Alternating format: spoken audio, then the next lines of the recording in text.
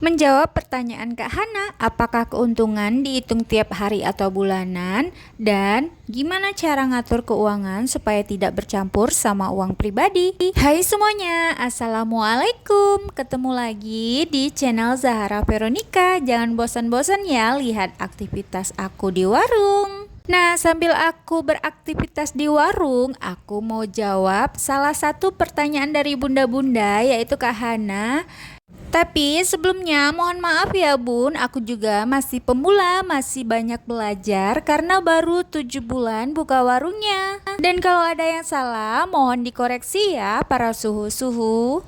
Pertanyaannya akan kita jawab satu persatu. Yang pertama, gimana sih cara membedakan keuntungan? Jadi karena di sini aku menggunakan komputer, nah aku nggak perlu ribet lagi menghitung labanya ya, udah otomatis ada di komputer.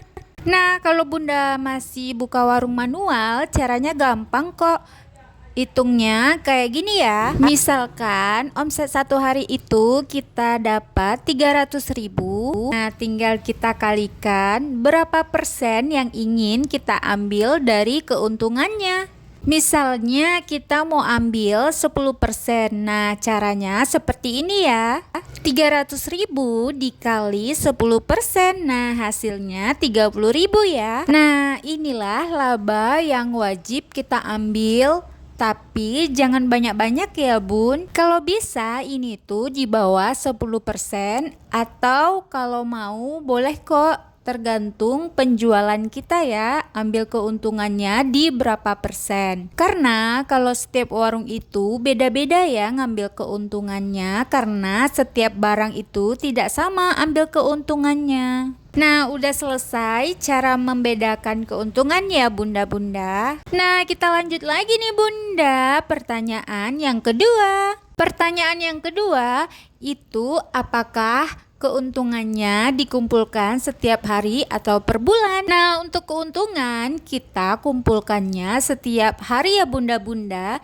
Jadi setiap hari labanya itu kita pisahkan. Laba atau keuntungan itu sama ya bunda-bunda, jadi jangan bingung. Nah kalau udah bisa membedakan keuntungan, kita lanjut lagi dengan pertanyaan yang ketiga. Bagaimana cara mengatur keuangan agar tidak bercampur dengan uang pribadi? Nah jadi bunda-bunda begini ya caranya.